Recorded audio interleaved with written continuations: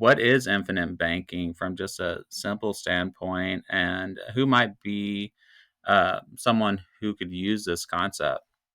Yeah.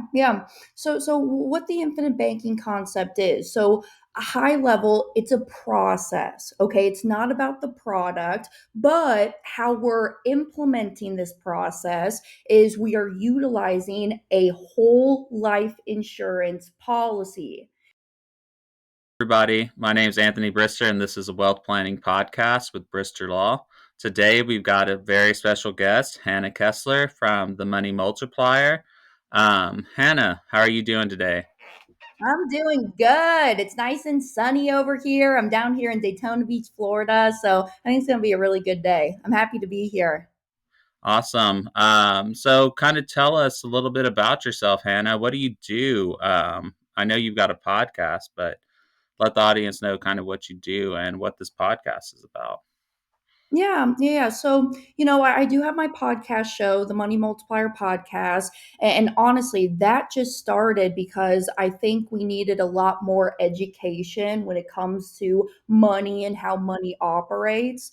But, me over here, I mean, all day in and day out, I help folks and I teach on the concept called the infinite banking concept. So this is a concept that I travel all around the country, speak live on, do webinars, do podcasts. But this concept is really teaching people how to become their own banker, taking back the control of their money, and it just starts by where the money goes first and being in total control of the banking function in your life. So that's high level what this concept is that I teach. But how I really got into this is honestly, I'm second generation to it. It was my father. Dad was a chiropractor. Long story short, he heard about this through a chiropractic seminar. His colleagues were doing it. He thought it was too good to be true. So he started years later and he's like, well, crap, I should have started this a lot sooner. And I think that's one of the top things that I always hear is, Hannah, I wish I knew about this a lot earlier in life because I think I'd be in a total different position than I am in today. So from there, it's just flourished. And I love teaching. I love numbers. I love math. And at the end of the day, you just serve. And that's my favorite thing about what I do. And same thing with you. I mean, it's so important. The asset protection, the estate planning, all of that is just so important. And we just lack that knowledge and accountability here in the States. So that's just why I have such a passion for it. Yeah, I agree. There's not a lot of, actually, there's a lot of information out there, but it's kind of hard to sift through, what's good for you, what's not. And they don't teach you this stuff in school. Mm-mm. Um, so I guess kind of tell me, what is infinite banking from just a simple standpoint, and who might be someone who could use this concept? Yeah. So what the infinite banking concept is. So a high level, it's a process. Okay. It's not about the product, but how we're implementing this process is we are utilizing a whole life insurance policy. And then, oof, once I said that, Yeah. probably people turn off their podcast or shut down their computer. They're like, Hannah, I know everything there is to know about whole life insurance. That is the worst place to invest my money, right? But it's like, y'all, if you really understood what a whole life policy is when it's built properly for the infinite banking concept, it's a great tool and resource to use to be your own banker in your life.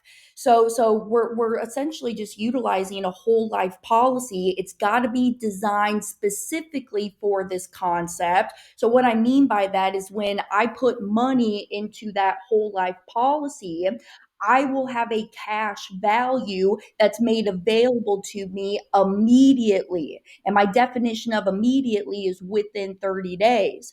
And so that's why I talk a lot about policy PTSD, because folks will go out there, obtain a whole life policy or some other insurance product, IUL, et cetera. And they're like, Hannah, well, I never had cash value in that first year. Well, yeah, because it wasn't designed specifically for this concept. So I kind of call that the policy PTSD. But but that's the vehicle that we're using. It's a whole life policy designed for immediate high cash value. And the reason why I feel safer keeping my wealth with these insurance companies versus the commercial banks is just because they operate on totally different principles. And for my analyticals here, if y'all really want to go and nerd out on it, it's the differences between the fractional reserve banking and what's called the Austrian economics, how these insurance companies operate. So Let's why talk I do about it, that. What is the difference between fractional reserve banking and the Austrian economic yeah, yeah. concept? No, and I love that you asked me that. That's like one of my favorite things to talk about. Because here's what's going on. We go out there, we go make our money. We got to go make money to live on this God given earth we call America, right?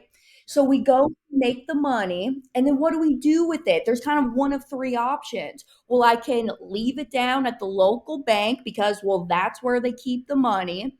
I could go give it to a financial advisor who thinks they can manage the money better than I can. Or I could go dig a hole in the backyard or leave it underneath my mattress, right? That's really the options that we have. So when people, the majority of us of what we're doing, we go and make our deposits, we put that money into the local bank. And then that bank, they have to pay us interest on that money. So that is a liability now to the bank. And so how that bank then turns around and makes that liability an asset is they lend it. They lend it back out to you or to other people to go buy the things that we're buying in life. So, fractional reserve banking, what this is that when we, the depositors, we leave money down there at the bank, now that bank can lend out anywhere from $8, $9, $10 for every $1 that's held back in their reserves. And they're kind of playing this game. Well, I hope and I think that not everybody's going to come and do a run on the bank and come and request all of their money out at one given time. But okay, let's just see how well that happened last year. Silicon Valley Signature Bank. How well did that do for you? So that's fractional reserve banking, right? Yeah, yeah. No, I know a few people affected by Silicon Valley Bank, and I guess right. The concept is they had too much money, they were over leveraged, and too many people came and wanted their cash back, right? And they didn't have those assets to back it up, and so ultimately that's why they failed. That's it. That's it. And then you know the repercussion of it. Okay, there's this book out there called The Creature of Jekyll Island, and it talks all about the creation of the Federal Reserve System. Because then you know what happens? The Fed steps in, they open up their printing press, open up their back doors, and then now they go and bail out the banks because they don't want uproar in the streets. And then people wonder why we have this inflation and why everything costs so much, right? Yeah, yeah. So we get a whole life policy that's specially designed first. The insurance company uses Austrian economics rather than kind of the fractional reserve like banks. What's the next step for us to actually implement IPC? Yep, yep. So then what we're doing, and I'll even add this in too. So the Austrian economic side, high level, why I feel safer keeping my wealth there. Insurance companies can never lend out more money than what they have on their reserves. $1 has to protect that $1. So what I do is I put my money, and how I think about my policy is it's just my glorified savings vehicle. So what I do is I put my dollars into the policy first. And that's why I say it's just adding the one additional step. I'm just going to run the money through my policy first, and then I'll take it out to continue doing whatever it is I was going to go do anyways. Buy my cars, buy the investment, go on vacation, right? You can use the cash value for anything and everything that you want to use it for. But you're probably asking or thinking to yourself, well, Hannah, why would I run the money through the policy first? So, why I'm doing this is because when those dollars hit the policy, now my money is inside of that policy uninterrupted compounding growth. So, what I mean by that is when I go to the insurance company and I say, hey, I want to take out $10,000 because I want to go on a nice trip to Greece, I'm not physically withdrawing my money out. What I'm doing is I'm putting my policy up for collateral and I take a loan from the general funds of the insurance company. So I'm using their 10,000 in the real world, which then allows my 10 to still sit in the policy to grow and compound. I sum it up and I say I'm double dipping on the dollar just to make it easy. Yeah, no, that's one reason why I really like using this strategy is that my money can work in two places at once. Um, Now, I guess what are some of the downsides to this? And I think I have my opinions, but tell us a little bit. What are some common objections or downsides to using this? Yeah, yeah. I would say the biggest one, actually, I have two. One of them is that when you start the policy, you're not going to have access to dollar for dollar quite yet. So, for example, like if I put $1,000 a month inside of my policy, year one, I'm not going to have access to that same $1,000. What this policy is, and kind of like an analogy, it's almost like starting a business from scratch. And so when you start the policy, you're starting your business from scratch. Year one, year two, I'm not going to be breaking even quite yet because I have the marketing costs of the business, the overhead expenses, right? But if I know that a business is going to break even by year four, and then every single year after that, my profits become greater and greater. I mean, how many of these businesses do you want in your lifetime? So I would say that's one downfall that people could look at as a negative that, hey, year one, I'm not going to have access to that same dollar. So that's why this is definitely a marathon. It's a lifestyle change. It's a process that we're adding into the financial life. And this is not for short term thinkers, in my opinion. My other one I would say is that it comes with the discipline, right? The only person who can screw this stuff up is you and how you use the policy because you are now in control. It's almost the same thing like with credit cards. Are credit cards a great asset? Absolutely, if I know how to use them properly. But should everybody have one? No, because not everybody's disciplined with it. Yeah, no, I myself early on, got into some credit card trouble myself too, and had to kind of dig my way out. That's compound interest working against you there, definitely so. So who should be using this? Is this for well, I guess you said it's not for everybody. Maybe those people who don't have discipline with money, or maybe those people who don't want to take control of their finances or trust their ability to. But who really is this for? Yeah, yeah. I kind of agree with that. If you love government intervention, you are happy just handing over the control to somebody else, this ain't for you. But in my opinion, no matter if you make $10 an hour or $10,000 an hour, everybody needs to be in control of the banking function in your life. Like, here's what my late mentor said, and this is R. Nelson Nash. Nelson would always say that there's two businesses that you want to be in your life.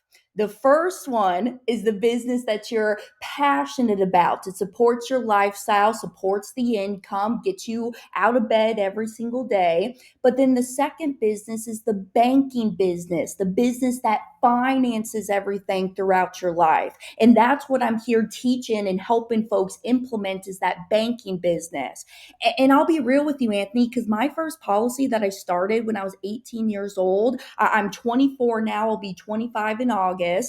And when I started that first policy, I was still a waitress at Cracker Barrel. I was still figuring out what I wanted to do with my life. I started that first policy on a waitress salary, only doing $400 a month because that's just what I was saving at the time. I was saving $100 a week, 400 a month.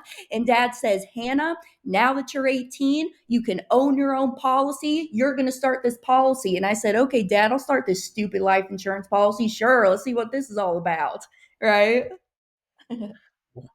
Yeah, that's awesome. You started at 18 on a waitress salary too. So you really don't have to have tens of thousands of dollars to get started or be ultra rich to take advantage of this.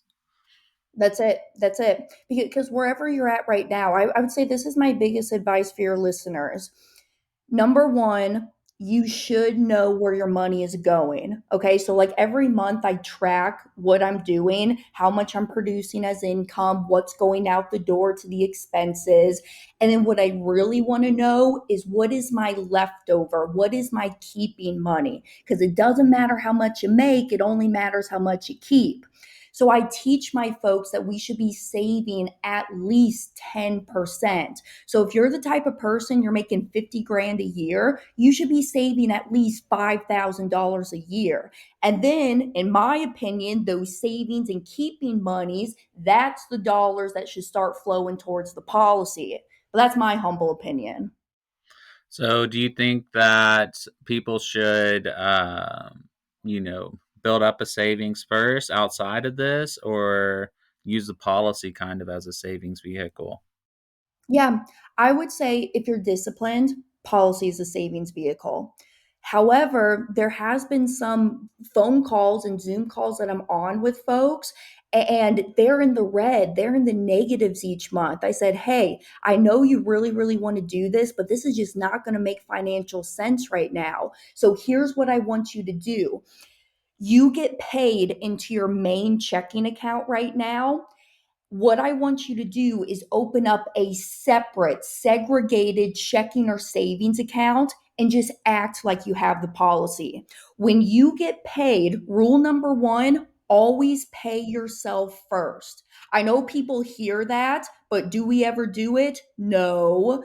So when money comes in, before you go and pay anybody else, the house people, the car people, the gasoline bill, take a sliver of that and set it to the side. Pay yourself first and then go and pay everybody else next. So I tell them just act like you have the policy. Move that money from your main account into that separate segregated account and just kind of act like you have it for right now. And then let's reconnect in about a quarter and let's see what's going on.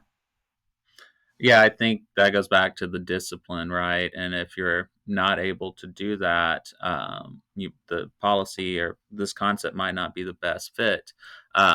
I think that might be, one of the downsides too, right? Where maybe like a retirement account or something like that, you don't have to contribute that regularly, and you kind of have a little bit more flexibility. Where with this, you have to pay the policy, right, or the That's premium it. on the policy. That's it. And Anthony, you actually hit the nail on the head because that is where the paradigm shift in this concept comes into play. I think my hardest thing, because I love what I do, but the hardest hurdle for folks to get over, it's not so much the concept and how it works, it's the mindset shift. Because when I think of the premiums that go into my policy, they are my deposits because the policy is my privatized bank. And so when I make those premium deposits into that policy, or i.e., my bank, then I have that cash value that's available immediately in the policy. And have we ever made too many deposits in our bank account? Hopefully the answer is no. But yeah, later on down the road, if folks really, really wanted to, you could stop paying premiums in the policy if you really wanted to. Hopefully, if I'm a good coach, you'll understand why you never want to stop paying those premiums. And I can share a real life example if you want me to. But you could if you wanted to when we get into those like retirement stages, income replacement type of lifestyle. So I get it. And so why I just kind of want to hit on that. Why are the premium payments like deposits? Mm-hmm.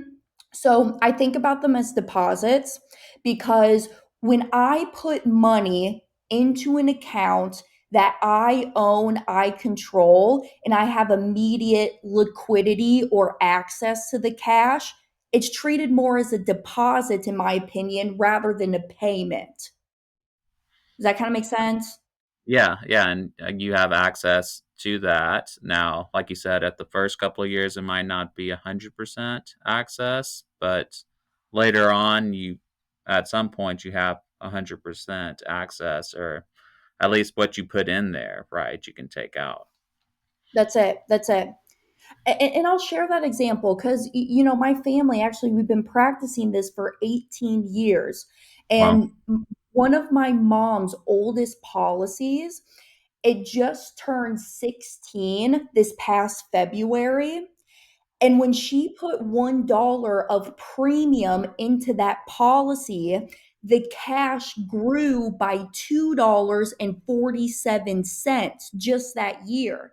And I'm not a math genius, but I know if I put $100 into something, then immediately have 247. I mean, that's close to 150% growth on my money just that year. Not to mention what we do outside the policies with real estate investing, lending, and other things, right? That's just in the policy itself.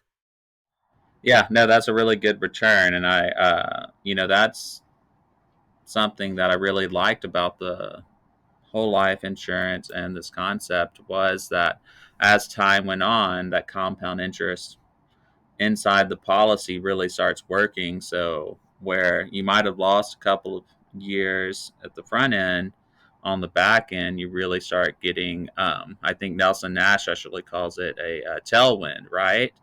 Yes, And yep, I love the airplane example, and it's starting to make more and more sense as I'm using the policy. But these later years, you really have that pushing force of the money you put in is growing exponentially.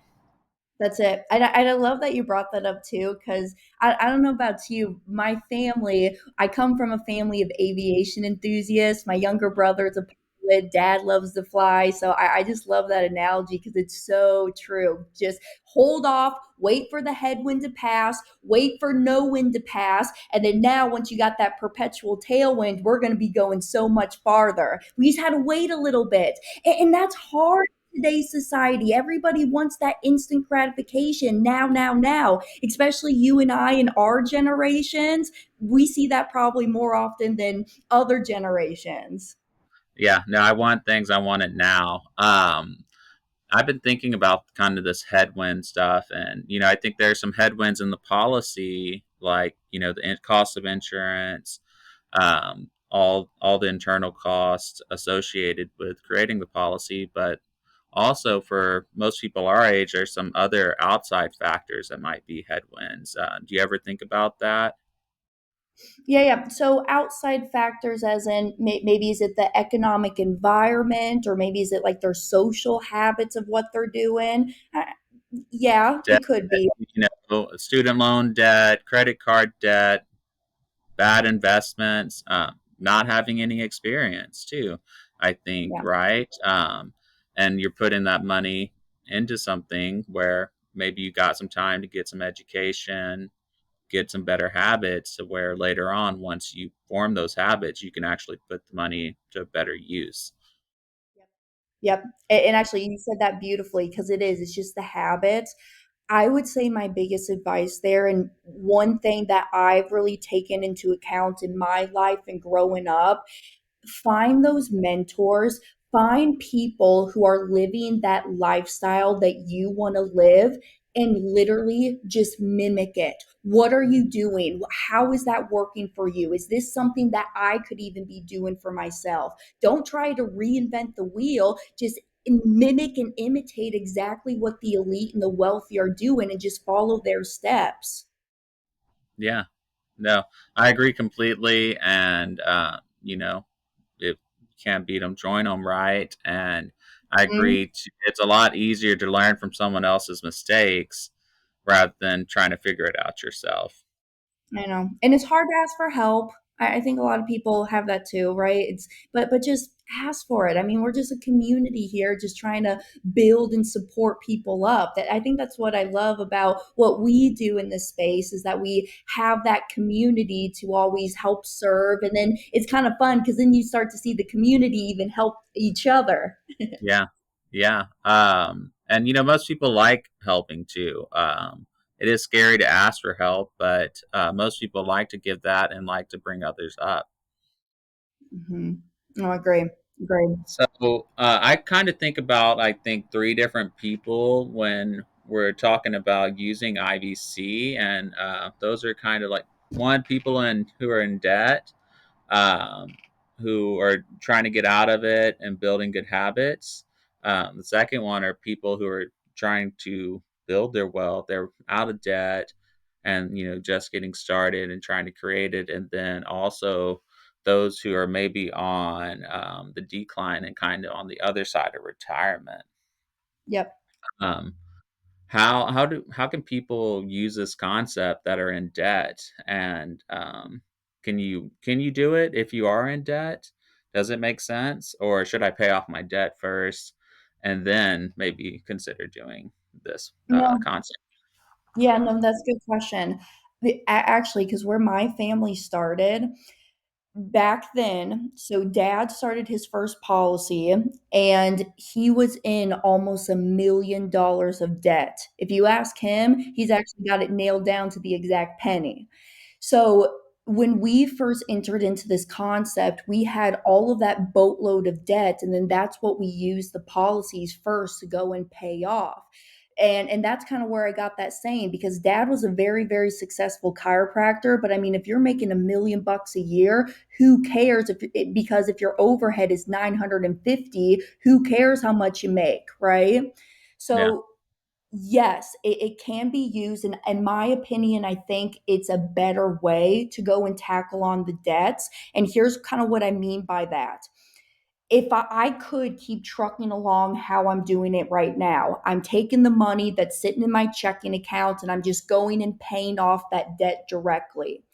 But when I do that, let's say that I have $5,000 that I owe to Amex and my bank account has $5,000 in it.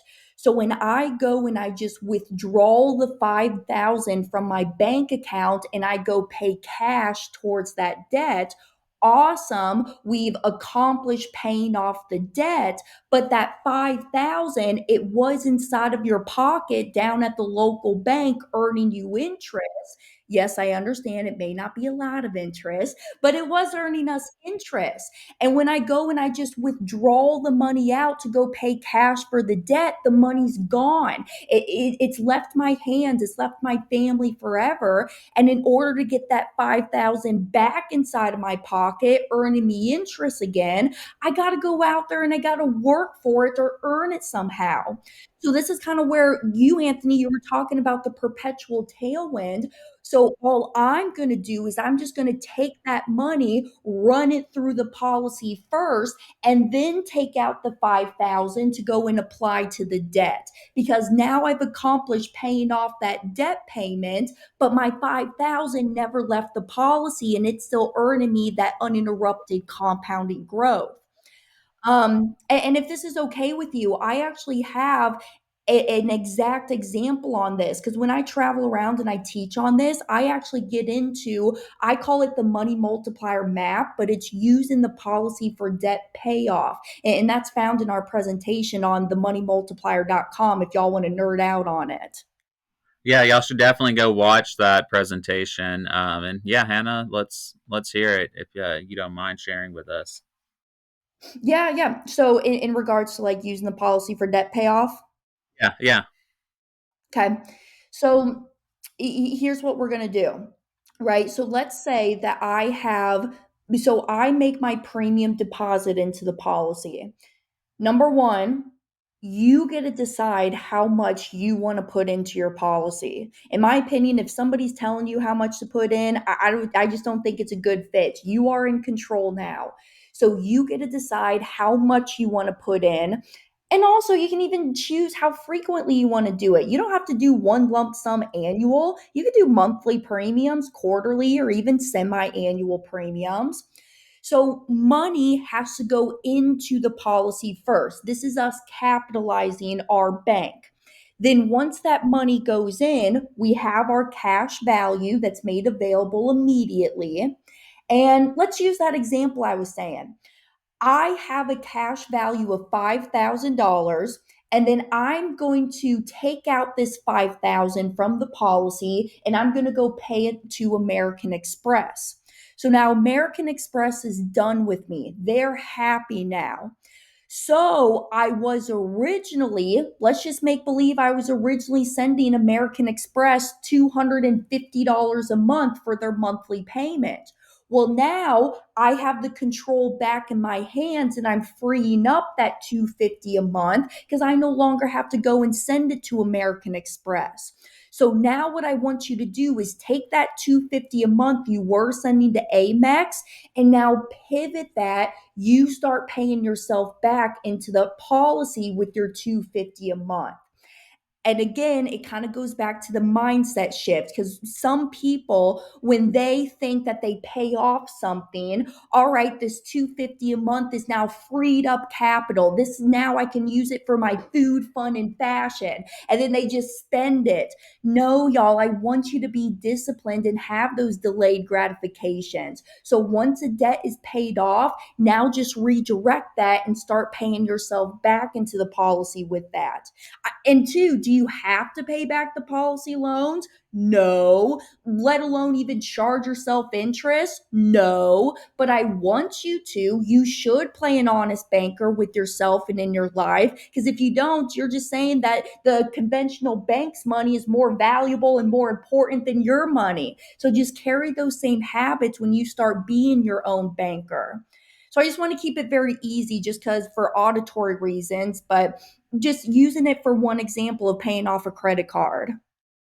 Yeah, and I think that's actually a good transition into people trying to build wealth too. So let's say instead of 5,000, we've got 50,000 in cash value. How can we use that 50,000 or, let's say 5, 10,000 to go out and build wealth once we've paid off the debt? Yep, yep.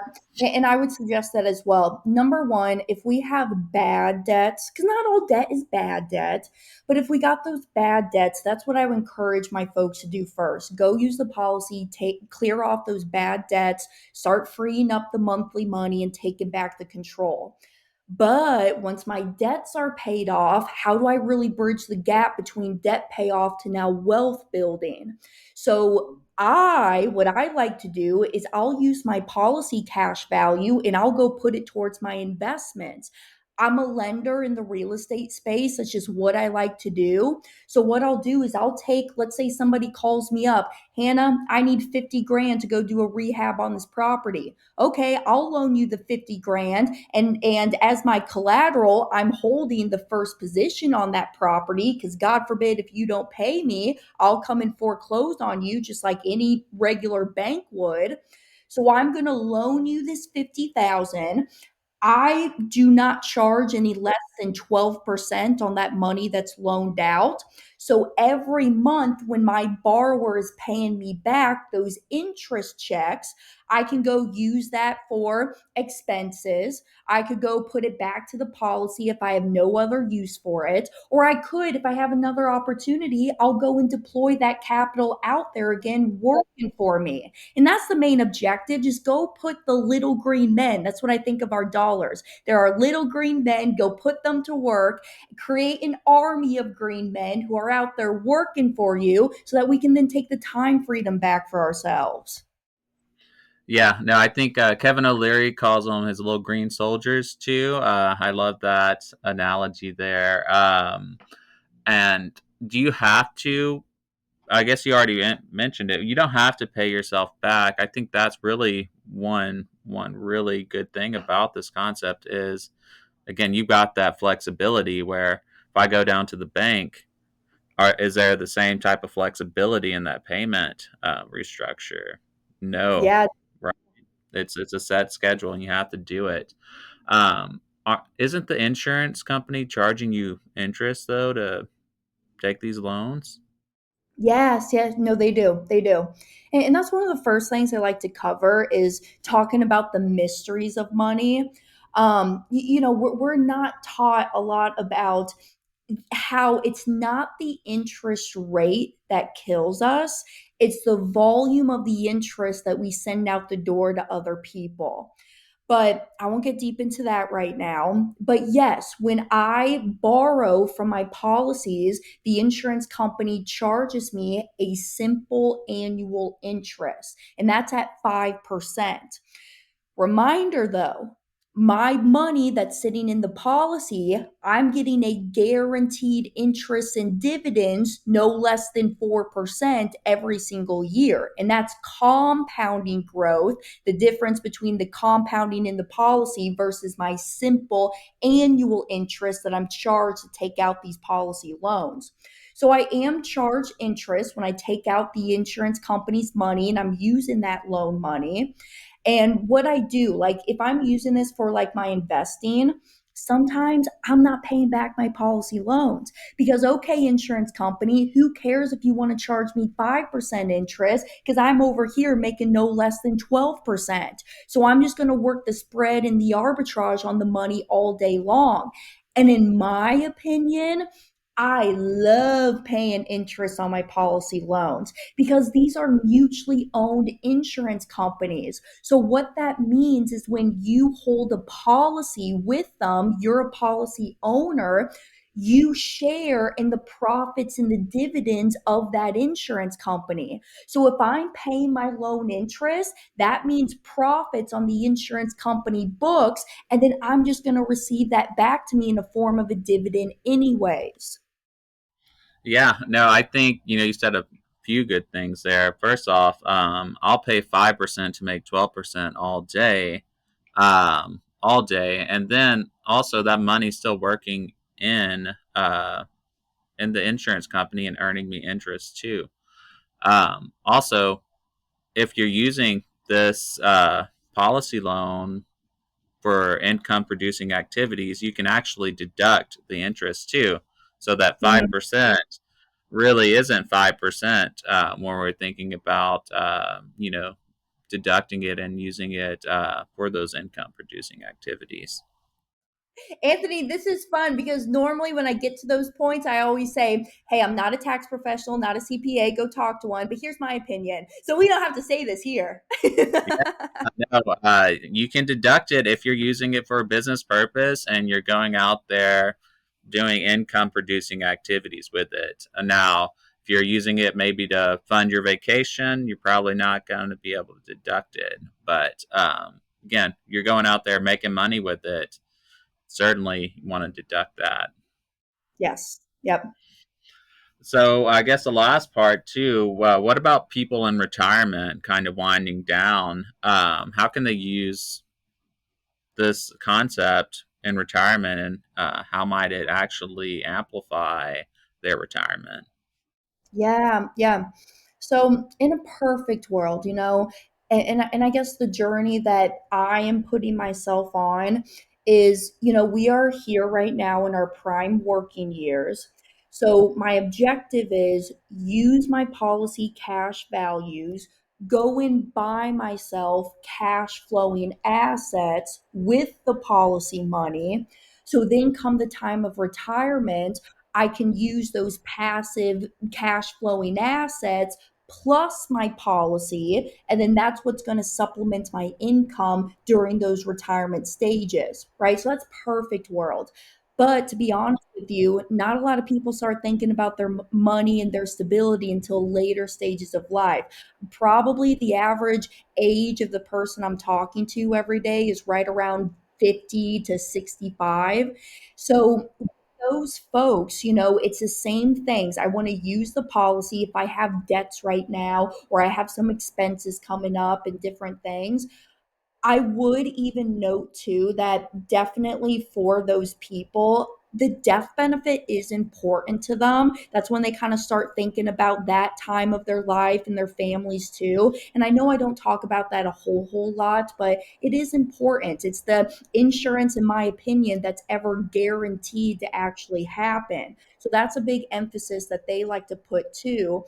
But what they're doing is sometimes they will use the monies that they have. Maybe it's from a pension, social security, 401k, IRA, those qualified plans that they have. And then they just run it through the policy. And then from the policy, you can take distributions out of it. So you don't have to take loans forever and ever. You can take tax free withdrawals from the policy, and I'll say this for my CPA here, up to the cost basis, okay?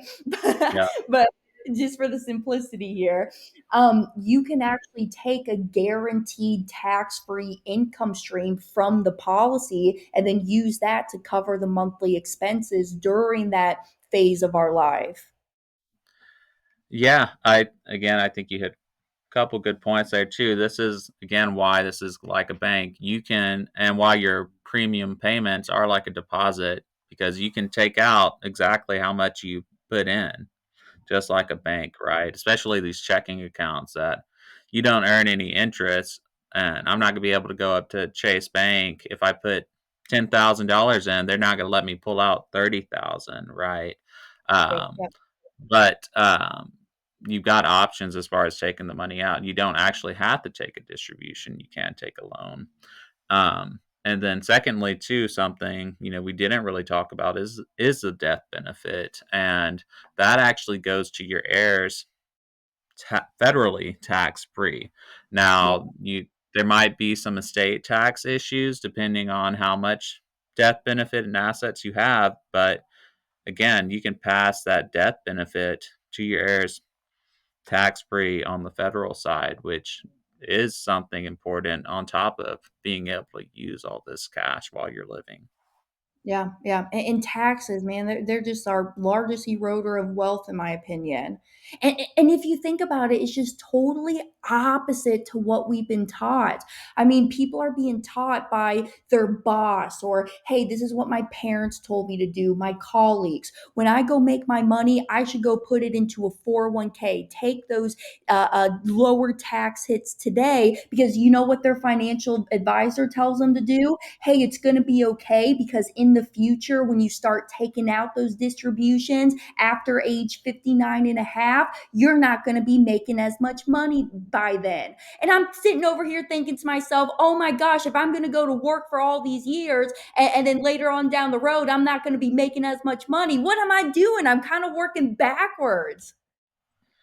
Yeah, no, and that's not the kind of lifestyle I want to live either. Hopefully, I just continue making more and more money. And I think what people don't realize is that's not always the case, that when you retire, you're going to be in a lower tax bracket. And there's kind of two factors there. One, if you've got a 401k, there's something called the required minimum distributions, RMDs. And after 73 and a half, you're actually forced to take out that money. Um, and then secondly, when you're married and you've got another spouse, if they pass away first, one spouse passes away first, typically your tax bracket actually jumps up because now you're not using both spouses' tax bracket. You're not in married filing jointly. You're in the single tax bracket and you've got those RMDs on top. So, where you're working, you were using married filing jointly, you might have been in a lower tax bracket.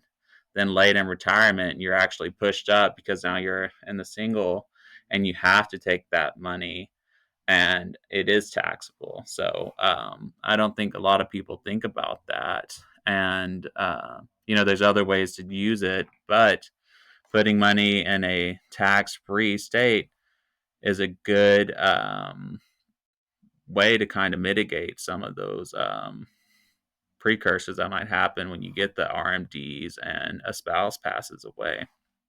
Yeah, yeah. And people are doing it for good purpose, though. I'm doing this because I want to save for my retirement. I want to, retire then. I just want to enjoy my life and take care of my family. But, that's one thing that I really wish we did a better job of. Just, I don't know about you. I went to public school. They didn't even tell me how to write a damn check. Pardon my French. So that's just something that we need to do a better job of to teach our generations. But then that kind of gets into another topic of which I don't even want to go down. Well, maybe there's a reason that we're not taught all this stuff, right? Yeah, maybe they don't want us to think for ourselves, and certainly, I didn't learn any of this in high school and or college. I kind of had to go out there and make some bad decisions and kind of learn the wrong way, unfortunately. And for those of my listeners, that's why it's really important if you've got children to educate them because they're not teaching this in school. And the sooner you can kind of ingrain these lessons, the less likely it is that your kids are going to go out there and make these bad financial decisions. And we got to stop making money such a taboo subject. Start having those annual family banking meetings. Talk to the kids about the money, what's going on. Because, oh my gosh, just what, you always think about, well, this will never happen to me. There's never going to be a freak accident where, maybe I get into a car accident or a boating, motorcycle accident, and my graduation date is what I like to call it, comes sooner than expected.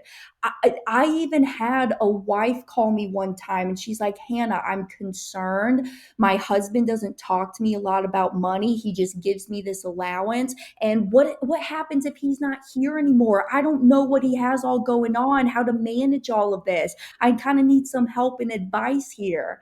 So children wise and spouses wise, I just think everybody in the immediate family needs to be on the same page with the financial picture of the family. Yeah, and if generational wealth is important to you, again, that education piece is a must because, I forget the exact percentage, but it's well over 60, 70% of second generation generational wealth end up twiddling it down. And by the third generation, it's almost 100%. So if you don't have that education, um, they're going to give their money to someone who can take control over it, whether it's financial advisors or other creditors and things like that. So you got to teach them how to take control and how to use that money and ingrain those habits. And that's why I think was so important about what you do because, yeah, we can talk all day long. I love talking about putting the money to work, building the wealth, but it is protecting the wealth too. Because when that day comes and you don't have the proper will and testaments in place and different trusts, if it makes sense for you, your money could be left up to the government, it could go to charity, or it could go to your family. And if you plan correctly, you can choose one of them or two of them and let that other one be out. So that's why I Yeah, that's just a very applaud good point. you for doing. Very good point. With estate planning, really you get to decide if you're proactive about it. Otherwise, the state statute's going to decide, federal law is going to decide. But there's really a lot of different ways you can do some planning and be efficient. Well, I think, we've covered a lot, Hannah. What's a good way for people to reach out to you if they're interested and kind of what is your process? Yeah, yeah. So you can always find me on my podcast show, The Money Multiplier Podcast. It's also on YouTube and all podcasting platforms. If it's okay with you, Anthony, I would like to give your listeners a gift. If you send me an email, Hannah, my first name Hannah, spelled the same ways forwards and backwards, Hannah at themoneymultiplier.com. Ask me for our book, Mapping Out the Millionaire Mystery. This is a book that my dad and a gentleman, Chris Noggle, wrote together. Some of y'all may know Chris Noggle, very active on YouTube and very big into the real estate space. But send me an email. I'll send you a copy of that ebook. And you just let me know how I can keep helping you and serving you. So I would say the first step, if you really want to get your knowledge up to speed on this, Hannah, what is the infinite banking concept? How do I do it? What do I do with it? Why would I even want to do this? I would say the first places of where you got to go first, go directly to the source, go out there and add Becoming Your Own Banker by R. Nelson Nash. And it's this one right back here. I think y'all can Yep. see me.